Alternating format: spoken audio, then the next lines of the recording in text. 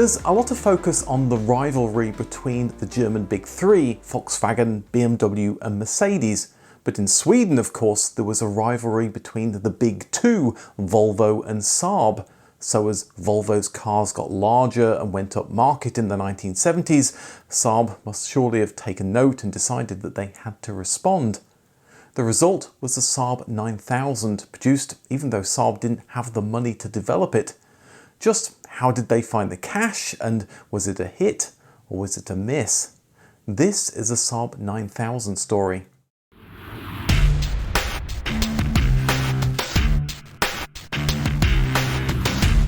It was the mid-1970s and Saab had come a long way in only 10 years. When Paul McCartney was singing Eleanor Rigby, Saab was still using underpowered two-stroke engines that required the driver to add oil every time that they filled up. But by the late 1970s, they had the turbocharged Saab 900 that had taken the company upmarket. This was Saab's future, as the low-end market was being filled by cheap European and Japanese imports from car companies with much more volume, and in any case there were higher profit margins on luxury cars, as rival Volvo were discovering, especially in North America. But Saab was a small company with a small budget that didn't stretch to developing such an expensive car. That didn't stop them dreaming though. There had been ideas as early as 1974. So how to get the money to make it happen? The logical choice was to look for a partner in the same position to share the load. There were advanced negotiations to merge with Volvo, and this would have delivered the 700 series platform that Saab could have modified and made their own. But talks led nowhere, leading the Swedish carmaker to cast around for another option. Saab had also been looking to replace the compact Saab 96 and found it with a partnership with Lancia. They entered the agreement just as the car was going to production, but managed to have some influence in the design of the car that would be known as the Lancia Delta and rebadged as the Saab Lancia 600. Lancia's parent was Fiat, and Saab suggested that both companies could work on a new executive car. Maybe the car could be sold as a Saab, Lancia and a Fiat.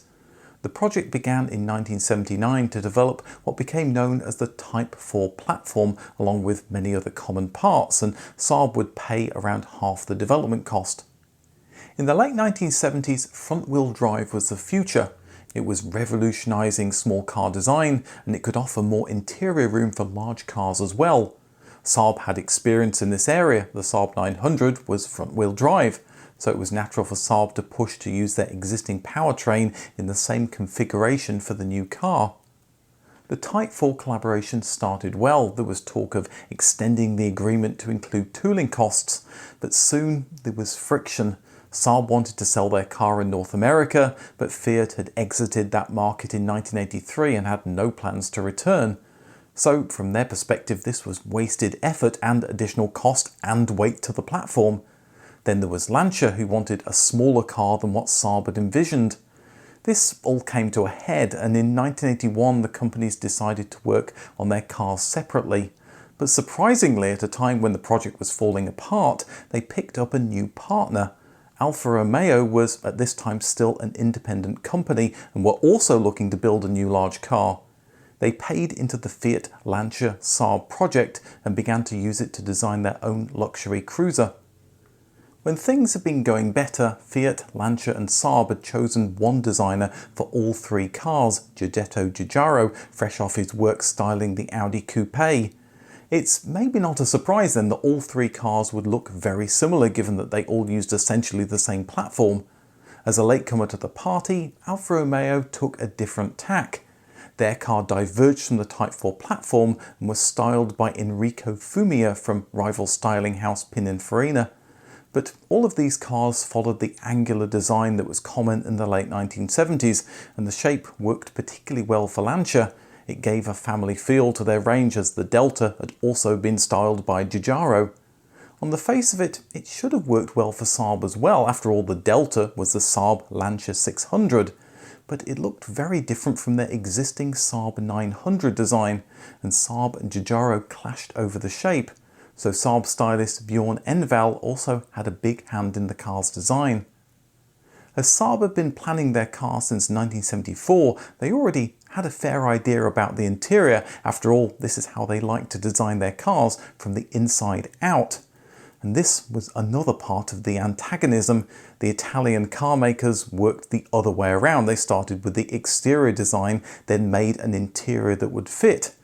It's a shame that the Italian car makers turned away from Saab's thinking though, as they missed out on the distinctive seats that were apparently styled after the Muppet Show's regular feature, Pigs in Space.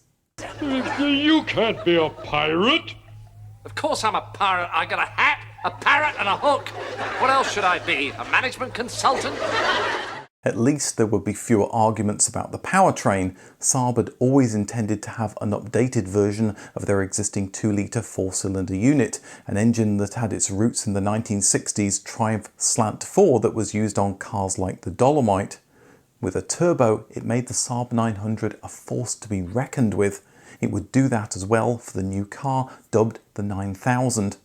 Saab considered but ultimately rejected the PRV engine, a V6 developed by Renault, Peugeot and Volvo, and also the new Ford Vulcan V6 used in the American Ford Taurus. Saab managed to beat the Fiat, Lancia and Alfa to launch, with the Saab 9000 being shown in May 1984. The original goal had been to use almost 80% of the same parts between the Italian and Swedish versions, but in the end the 9000 was a very different car. Reviewers loved the hatchback practicality and the interior space, and even though the 9000 was shorter and lower than the 900, there was much more room inside. The car had clearly been designed with everyday driving in mind. Each door had a large storage area and the rear doors opened wide for easy access. Saab was one of the first companies to blacken the windscreen behind the rear view mirror to prevent glare. The seat belts could be adjusted for height and the dashboard was well laid out and logical. There was luxury as well, like electric windows and cruise control. Heated leather seats kept you warm in the winter and climate control cooled your brow in the summer. And the superb handling kept you safe. But there were misses as well. The steering wheel telescoped in and out but couldn't tilt. The Saab 900's heater had easy to use knobs, but the buttons on the 9000 were awkward to master whilst driving, and the temperature settings reset to what Saab thought you'd like after every trip. Some models came with a rear spoiler, but Saab was forced to admit it added nothing to the car's rear stability at high speed. It was purely cosmetic. The hatchback might be practical, but as the Granada found out a year later, executive buyers preferred saloons. To their credit, Saab had tried to make the hatchback look more saloon-like, using an extra panel of glass and a black pillar. The turbocharged 4-cylinder was a smart choice for countries that slapped lots of tax on engines over 2 litres, but some customers yearned for a V6 or maybe even a V8, not a whiny 4-cylinder. As Lotus had found out with a 4-cylinder turbocharged Esprit, having a fast car is one thing, but nothing beats a V8 Burble. And the 9000 was dinged for not being a true driver's car as it wasn't rear-wheel drive. What's more, Saab's first model, the 9000 Turbo 16, didn't even come with an automatic transmission, although that was swiftly corrected. Some liked the manual box, but some reviews found the shift action vague and the clutch heavy, recommending the automatic instead. The Swedish press were aghast that this new car didn't even look like a Saab. From the side it looked more like a Renault 25. But in 1984 none of that mattered. Overall, reviewers loved the car and so did the public. Waiting lists grew longer as production slowly ramped up. The Saab 9000 might only be a hatchback, but Saab had thoughts of using the platform in many different ways. While working with the American Sunroof company on the 900 convertible, a Saab representative spotted the almost complete Chrysler minivan, and back in Sweden they considered if they could do something similar. Throughout 1985, a team created a mock-up of a Saab minivan using the 9000 platform. In the same year, the Smartback project launched, which was an effort to make a 9000 estate, coupe and shooting brake. Work continued on all these projects into 1986, producing some interesting coupe and MPV shapes that, to my eyes, looked more like an early version of the Volvo V70 XC. Saab also asked Valmet Automotive to design a convertible. There was even a project started to make a next generation 900 on the 9000 platform, taking design cues from the 1985 EV1 prototype. If realised, this could have been something quite special. All of these extra projects required the 9000 to do well, but of course almost immediately there was competition from Italy. The Lancia Thema launched in autumn 1984, followed by the Fiat Croma the following year, both cars based on the shared Type 4 platform. Although they look very similar to the 9000, due to the divergence in 1981, almost no parts were interchangeable. While the Croma was a hatchback, well, officially a liftback, the Thema was a saloon, giving a bit of choice for European customers. The Thema also came with a V6 engine, or if you wanted something more exotic, a 2.9-litre V8 from the Ferrari 308. At least the 9000 wouldn't get any direct competition in North America, but its introduction didn't start well. Although the platform had been designed with US safety rules from the start, it failed its crash tests. Changes were made and an updated car passed with flying colours. When the 9000 launched in 1985, reviewers were surprised at the high price, but it was less than its direct competition, the Audi 100, BMW 5 Series and Mercedes 280. And there weren't many cars that could get to 60 in 8 seconds with only a 2-litre 4-cylinder engine. Soon it would get ABS and a new 4-speed automatic. The 9000 was quick, but was it reliable? Saab decided to make an emphatic statement to show its car was bulletproof. They invited the FIA to their factory to pick 3 random Saab 9000 2-litre turbo cars. These were then sealed to prevent modification and shipped to the Talladega Speedway in Alabama. I'll let Saab explain what happened next. After driving 20 days and nights at average speeds of over 210, all 3 Saabs had put 100,000 kilometers behind them and set 21 international speed records and 2 world records. To underline this success, a couple of years later, Saab produced a Talladega Special Edition. In Europe, where Talladega wasn't exactly a byword, it was called the Carlson, named for the famous rally driver Eric Carlson, who took Saabs to victory in the 1950s and 60s. There was stiffer suspension and more power, 182 horsepower in America and over 200 in Europe, getting to 60 in 6.5 seconds and on to almost 150 miles an hour. Rather suitably, the Carlson Special Edition was limited to just 9,000 cars. Saab had looked into many new versions of the 9000, but sales of the hatchback had disappointed, so none had made it to production. Well, all but one. The much-needed Saab 9000 Saloon arrived in 1988, marketed as the 9000 CD, the letters standing for Corps Diplomatique. The hatchback became the 9000cc or Combi Coupe to differentiate it from the Saloon, and because the word hatchback on an executive car was the kiss of death. The Saloon came with an updated slanted front end. The new rear gave the car 20% more torsional rigidity. The rear seats didn't fold because the types of people who bought the Saloon wouldn't be carrying anything as vulgar as cargo. There were hopes the 9000 Saloon would boost sales, but there was already something very similar on the market, the Fiat Croma Saloon using the same platform. If you wanted something a little more exotic, there was Alfa Romeo's new Type 4 car, the 164. In the end, the Saloon didn't boost sales, but it did make sure that they didn't continue to fall.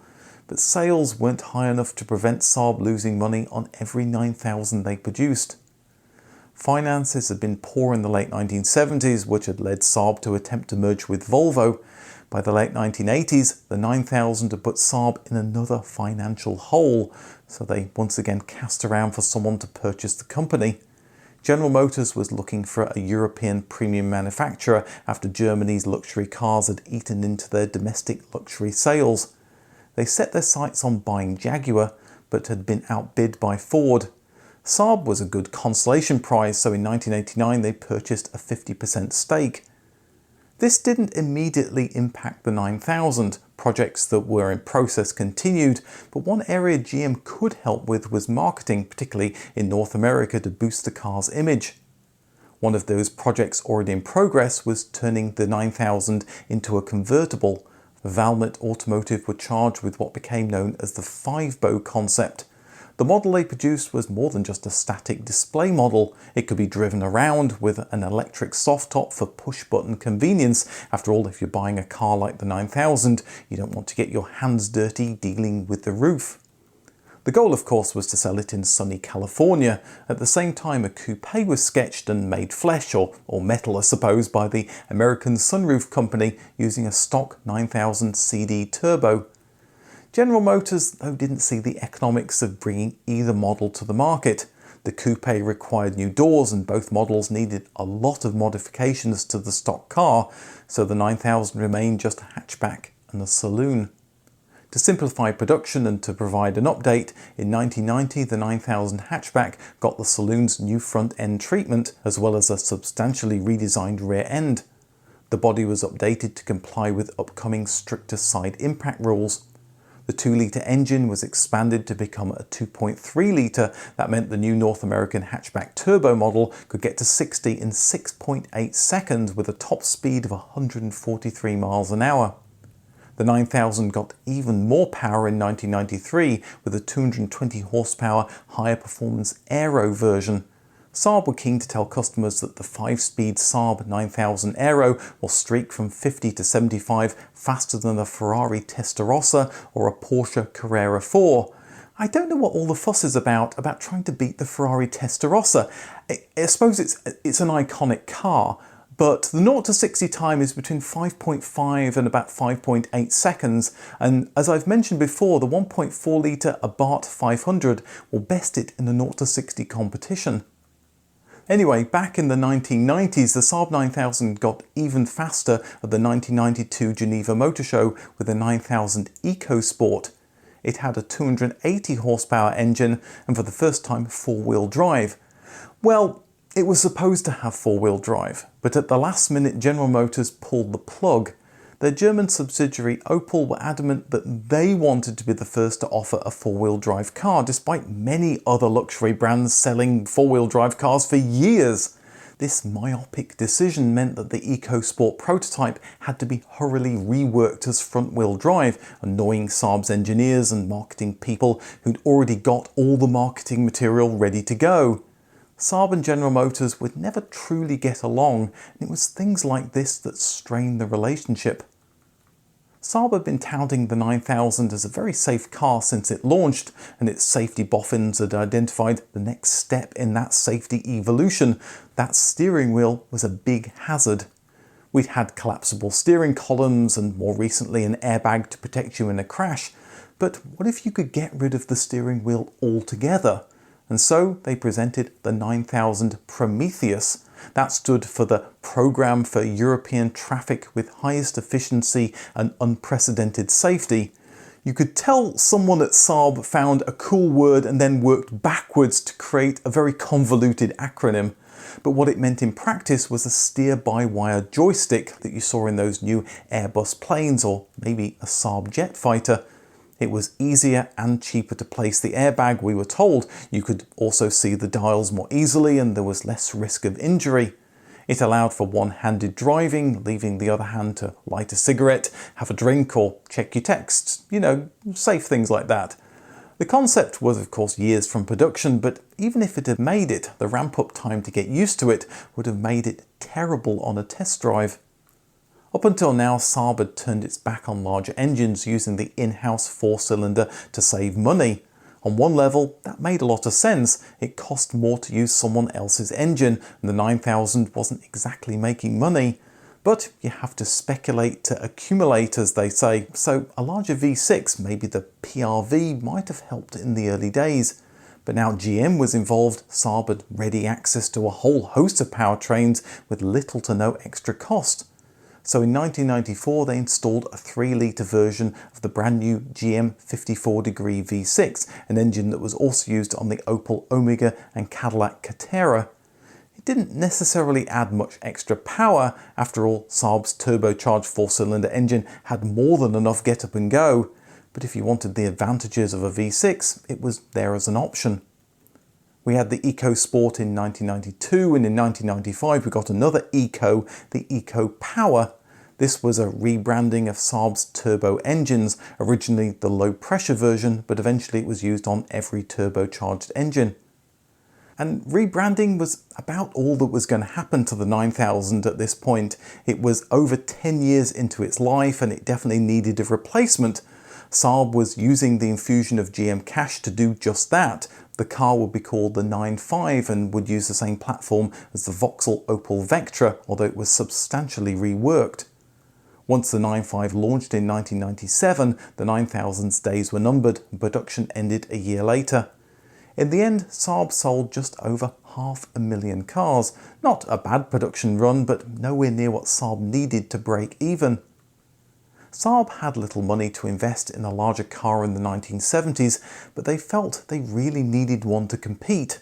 That's a pretty logical conclusion. There was little money in small to medium-sized cars for anyone other than large volume manufacturers from the 1980s onwards.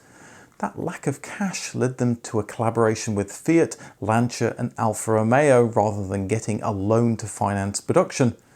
The collaboration wasn't necessarily a bad idea, but Saab didn't do well with collaborations. They very quickly fell out with their Italian partners, and in the 1990s they very quickly fell out with General Motors. That led to increasing costs, which led to compromises on the vehicle, which led to lower sales. The 9000 is a prime example of this, and to Saab's ultimate downfall in 2011. But despite this, the 9000 has some sparks of brilliance. The relatively small engines gave this executive cruiser a lot of excitement, and the interior was a next step for Saab in crafting a luxurious car. It's a car that should be celebrated for all the hard work Saab did to move to the next level. I have a video about the whole history of Saab on the right, and also a video about the Saab 900. Thanks for watching, and I'll see you in the next video.